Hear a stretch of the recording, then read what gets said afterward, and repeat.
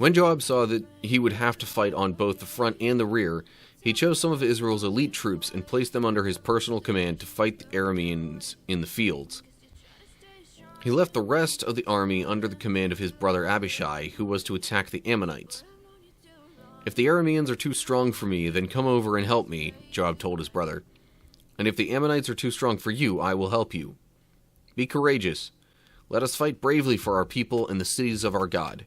May the Lord's will be done." Obviously, these other nations don't worship the Lord, so they're not going to seek God's will in the situation. And the fact that they keep doubling down on their own defensive efforts seems very much like they're just trying to handle it their own way. They think, oh, I've got this, I just need to try harder.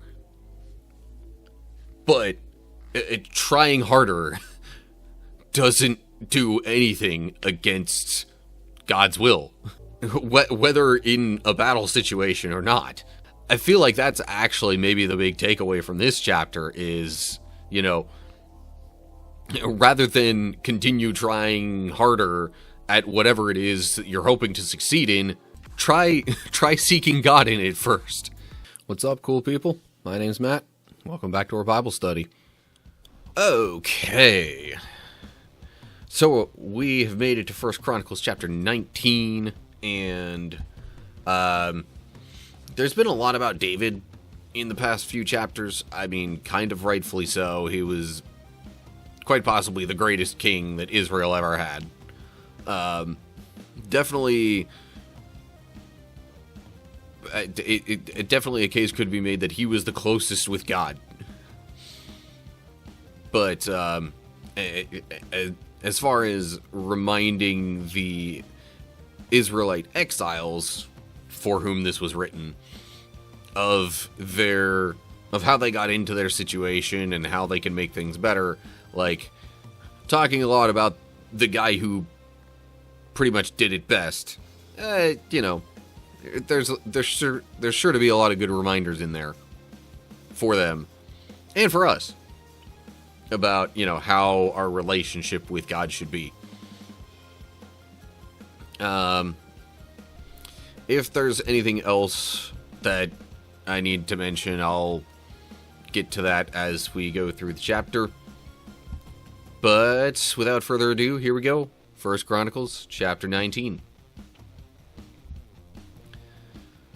Sometime after this, now I should quantify this, meaning related to all these other military victories that David had, where he defeated a whole bunch of other people around Israel. Forget where it mentions. Edom, Moab, Ammon, Philistia, and Amalek are specifically mentioned as places, at least, that they were able to get loot from after their victories. Some of the places they also, kind of had taken control over and were kind of getting tribute from. But anyway, so, back into the verse now. Sometime after this, King Nahash of the Ammonites died, and his son Hanun became king. David said, "I am going to show loyalty to Hanun because his father Nahash was always loyal to me." So David sent messengers to express sympathy to Hanun about his father's death. But when David's ambassadors arrived in the land of Ammon, the Ammonite commander said to Hanun, "Do you really think these men are coming here to honor your father? No, David has sent them to spy out the land so they can come in and conquer it."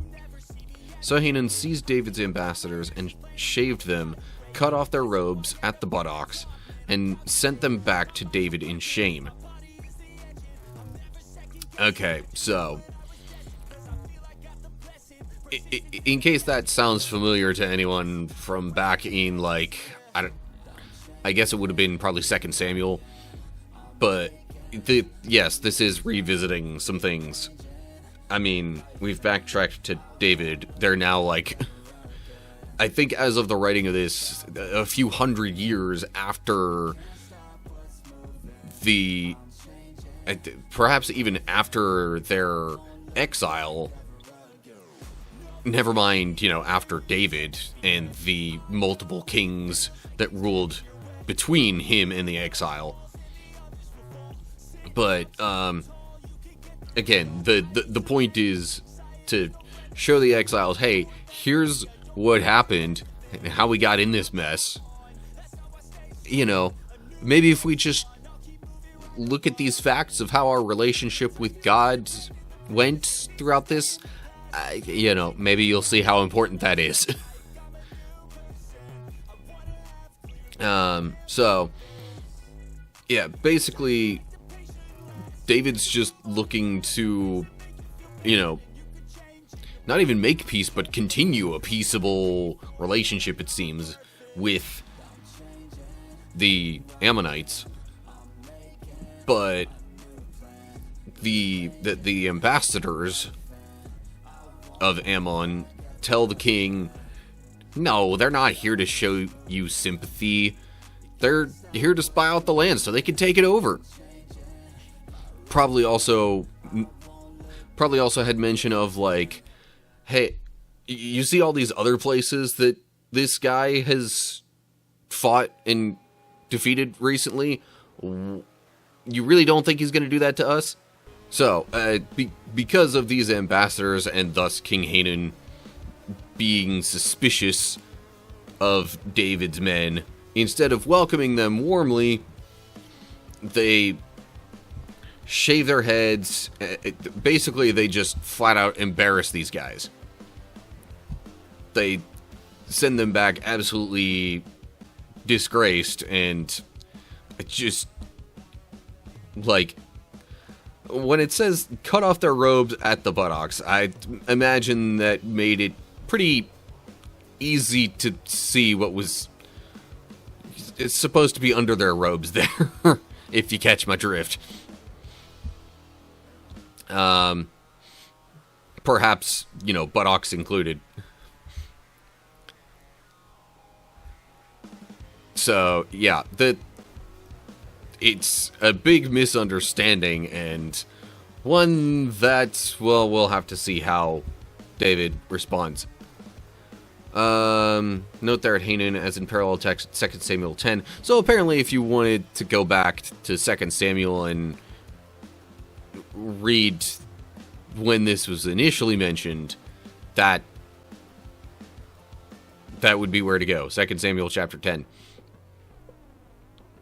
Hebrew lacks Hanan in here, but it was included in 2 Samuel. So, alright, on to verse 5. When David heard what had happened to the men, he sent messengers to tell them, "Stay at Jericho until your beards grow out, and then come back." For they felt deep shame because of their appearance. When the people of Ammon realized how seriously they had angered David, Hanan and the Ammonites sent 75,000 pounds of silver to hire chariots and charioteers from Aram, Naharaim, Aram, Maacah, and Zobah. They also hired 32,000 chariots and secured the support of the king of Maacah and his army. These forces camped at Medeba, where they were joined by the Ammonite troops that Hanan had recruited from his own towns. When David heard about this, he sent Joab and all his warriors to fight them. The Ammonite troops came out and drew up their battle lines at the entrance of the city, while the other kings positioned themselves to fight in the open fields. Okay, so rather than... Okay, so as far as the representatives that David sent there, now it does say that they had been shaved, so I guess they were staying until their beards grew out. It's implied that that was part of what they felt shame about. And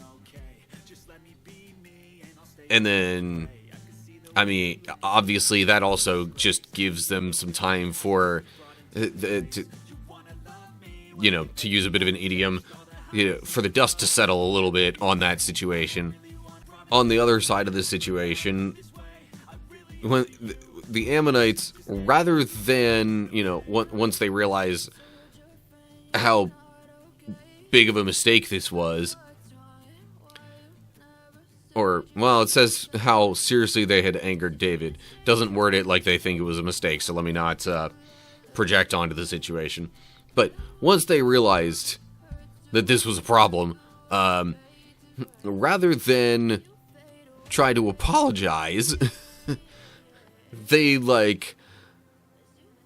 start preparing to defend themselves. I mean, they might have just thought, well, there's no coming back from this. We messed up big time. So, I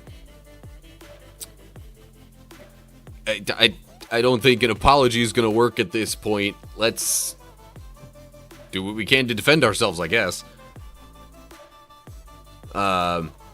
So they get all these chariots and are ready for battle. Now, of course, David understandably took this as a hostile action. So he also has Joab and his troops ready for battle. Now, at 75,000 pounds, it says 1,000 talents in the Hebrew. That's, this is an approximation, of course, of, the weight equivalent. So, drew up the battle lines, but, so there's some of the Ammonite troops at the entrance of the city, but the other kings, it says they positioned themselves to fight in the open fields, which obviously wouldn't be at quite the same spot. So, I don't know if you'd call this a multi-front battle, so to speak. Anyway, well, we'll just read further and see what other details we get. When Joab saw that he would have to fight on both the front and the rear, he chose some of Israel's elite troops and placed them under his personal command to fight the Arameans in the fields. He left the rest of the army under the command of his brother Abishai, who was to attack the Ammonites. "If the Arameans are too strong for me, then come over and help me," Joab told his brother. "And if the Ammonites are too strong for you, I will help you. Be courageous. Let us fight bravely for our people and the cities of our God. May the Lord's will be done." So, all that to say, all right, well, we're going to get attacked on both sides here, so we're going to have the bulk of our troops go and, fight on the primary front line at the entrance of the city, against the ones who instigated this whole thing to begin with. But we're going to take our best men in a smaller number to fight off whoever tries to flank us. Because, well, I don't know what the ratios, so to speak, of the troops might have been. And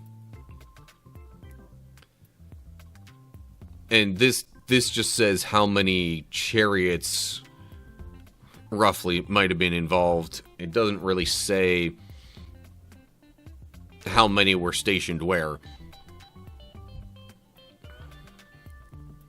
But in any case, then it's just Joab and his brother kind of being like, okay, here's the plan. We got to make sure we have each other's backs. Because if either end of this goes poorly, then that's just going to make it so much worse for, the other front. Because then they'll be getting attacked from behind, essentially. Okay, verse 14. When Joab and his troops attacked, the Arameans began to run away. And when the Ammonites saw the Arameans running, they also ran from Abishai and retreated into the city. Then Joab returned to Jerusalem. Notice they didn't really pursue them any further. Or, like, you know, I guess because Israel hadn't really instigated all this, it's just like, okay, we've calmed things down. Let's just leave it at that. We're not trying to cause trouble here. We just, you know, couldn't let this injustice against us stand. Okay, verse 16. The Arameans now realized that they were no match for Israel, so they sent messengers and summoned additional Aramean troops from the other side of the Euphrates River. These troops were under the command of Shobach, the commander of Hadadezer's forces. When David heard what was happening, he mobilized all Israel, crossed the Jordan River, and positioned his troops in battle formation. Then David engaged the Arameans in battle, and they fought against him. But again the Arameans fled from the Israelites. This time David's forces killed 7,000 charioteers and 40,000 foot soldiers, including Shobach, the commander of their army. When Hadadezer's allies saw that they had been defeated by Israel, they surrendered to David and became his subjects. After that, the Arameans were no longer willing to help the Ammonites. Again, there's this, like, doubling down of the defensive efforts rather than trying to, you know, trying to make any sort of apology or peace agreement or anything in the early phase.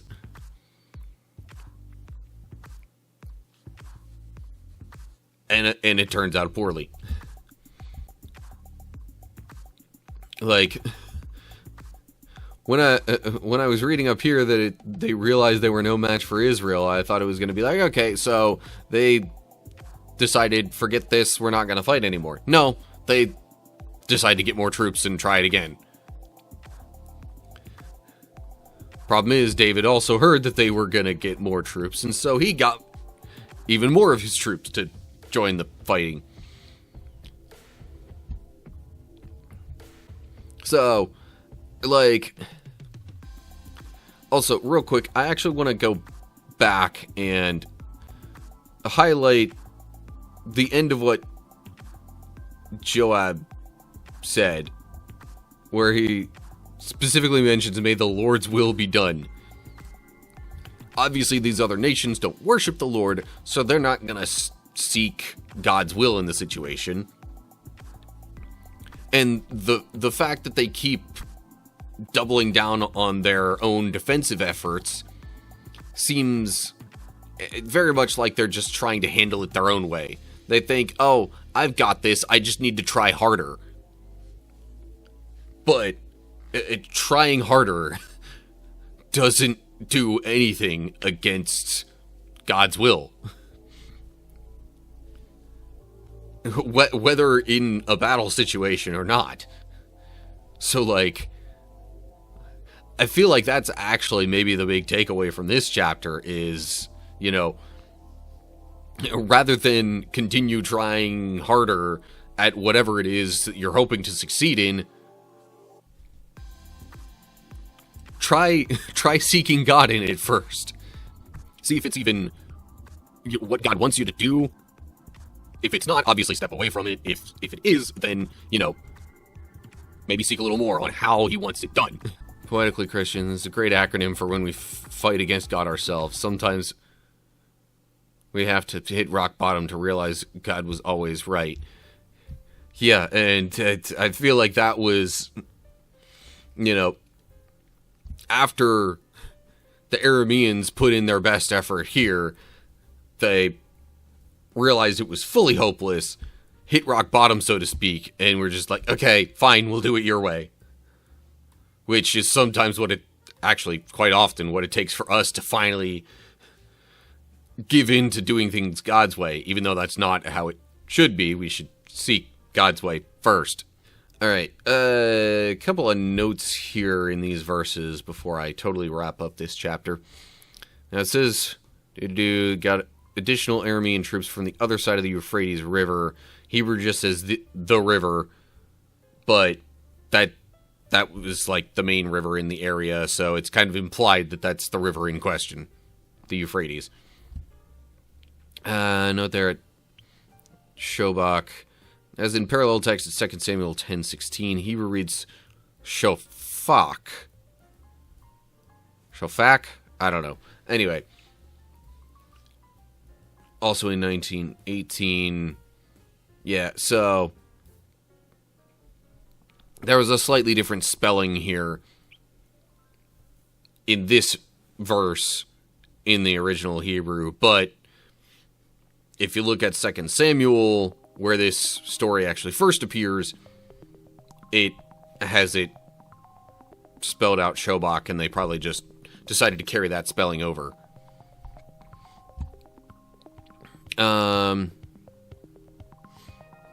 So, yeah, it's another victory for David and his men, and as I mentioned before, I would very much chalk that up to, Joab and really David's men in general just trying to seek God's will in this. Notice he didn't even say, "May we be victorious." He said, "May the Lord's will be done." So, yeah. Anyway, that's